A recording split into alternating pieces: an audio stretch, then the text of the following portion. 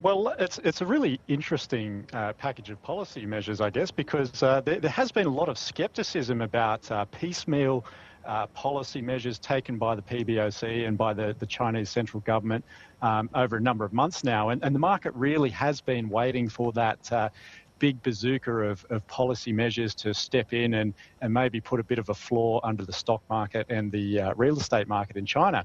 Now, today's measures, we're not sure that they're actually the big bazooka, but there may be a mini bazooka. And when we look at all of the policy measures taken together, it does look as if the Chinese Communist Party and the PBOC are now starting to get more serious about supporting both the stock market and the real estate market. And that's good news for the financial economy in China. We know that households have been under a lot of pressure. There's a pretty savage balance sheet recession happening for Chinese households. And this will go a long way to providing some support and an injection of confidence back into the market. Yeah, whether it's a bazooka or a rifle, we are seeing the gains play out in the Hong Kong market. Percentage-wise, a lot more convincing than what we're seeing in the Chinese markets or the mainland markets. Would you agree? Do you like the Hong Kong market more than the mainland market? Well, I guess the Hong Kong markets have the benefit of liquidity. So that market, we would expect to see a little bit more action there with these sorts of measures put in place. I'm not an equity analyst myself, so I won't get too far into the weeds about what we're seeing in equities. But I think it's no surprise that we're seeing a larger reaction in the Hong Kong market than what we're seeing in the domestic mainland markets. Benjamin, back to what the Fed did last week and sort of the market rally that we continue to see as they really hold on to that feel-good feeling and what it might mean for other central banks like arguably the PBOC, which got a bit of headroom to perhaps do what it did today. How are you looking at the data that we're going to be getting this week with regards to revisions to the GDP and the PCE and what that could mean broadly?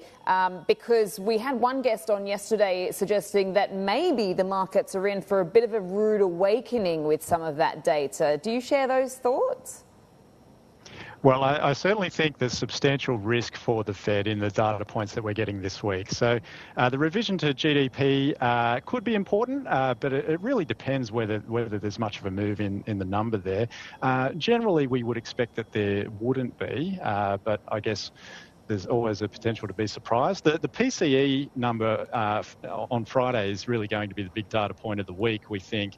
And given that the market is really expecting inflation in August to have been reasonably benign, I think that number certainly has the potential to shock the market by coming in a little bit higher. So that's going to be a really important number for the week, and particularly with the Fed having cut by 50 last week, surprising many economists and some traders.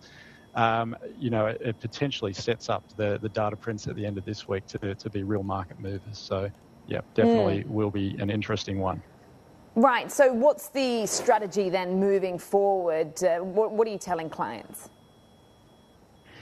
Well, our view is that the market is pricing in too much optimism in terms of Fed rate cuts. We think that they're only going to deliver around about 100 to maybe 125 basis points worth of easing in total. So 50 straight out of the gate and probably another 25 at each of the next two meetings. And maybe some potential for one more next year. But we think that given where the curve is at the moment, it's probably gotten ahead of the true state of the economy and ahead of the sort of rhetoric that we're hearing out of the Fed as well.